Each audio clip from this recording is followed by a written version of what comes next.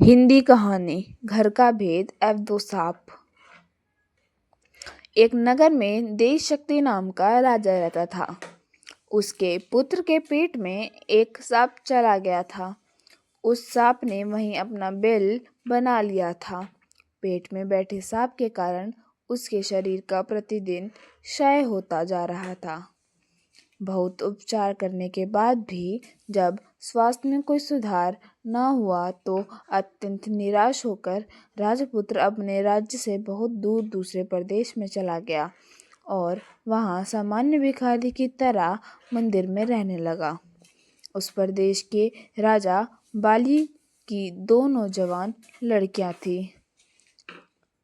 वह दोनों प्रतिदिन सुबह अपने पिता को प्रणाम करने आती थी।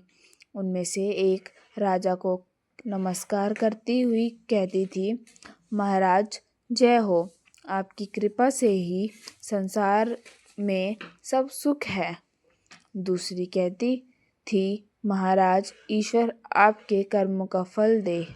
दूसरी के वचन को सुनकर महाराज क्रोधित हो जाता था। एक दिन इसी क्रोधवेश में उसने मंत्री को बुलाकर आज्ञा दी, मंत्री इस कटु बोलने वाली लड़की को किसी गरीब परदेसी के हाथों में दे दो, जिससे यह अपने कर्मों का फल स्वयं चखे। मंत्रियों ने राजा से उस लड़की का विवाह मंदिर में सामान्य भिखारी की तरह ठहरे परदेसी राजपुत्र के साथ कर दिया। राजकुमारी ने उसे ही अपना पति मानकर सेवा की। दोनों ने उस देश को छोड़ दिया। थोड़ी दूर जाने पर वह एक तालाब के किनारे ठहरे। वहां राजा पुत्र को छोड़कर उसकी पत्नी पास के गांव से घी, तेल, अत्यंत आदि सौदा लेने गई।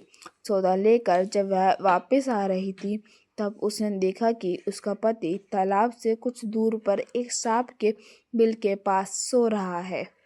उसके मुख से एक फनियल सांप बाहर निकालकर हवा खा रहा था। एक दूसरे सांप भी अपने बिल से निकलकर फन फैलाए वहीं बैठा था। दोनों में बातचीत हो रही थी। बिल वाला सांप पेट वाले सांप से कह रहा था, दोस्त तू इतने स्वार्थ सुंदर राजकुमार का जीवन क्यों नष्ट कर रहा है? पेट वाला सांप बोला, तू भी तो इस बिल में पड़े स्वर्ण कलश को दूषित कर रहा है। बिल वाला सांप बोला, तो क्या तू समझता है कि तुझे पेट से निकालने की दवा किसी को भी मालूम नहीं? कोई भी व्यक्ति राजकुमार को उकाली हुई कांजी की राई पिलाकर तुझे मार सकता है। पेट वाला सांप बोला, तुझे भी तो गर्म तेल डालकर कोई भी मार सकता है। इस तरह दोनों ने एक दूसरे का भेद खोल दिया। राजकन्या ने दोनों की बातें सुन ली थी। उसने उनकी बताई विधियों से ही दोनों को नाश कर दिया। उसका पति भी निरोग हो गया और बिल में से स्वर्ण भरा कलश पाकर गरीबी भी दूर हो गई। तब दोनों अपने देश को चल दिए। राजपुत्र के माता पिता दोनों ने उनका स्वागत किया।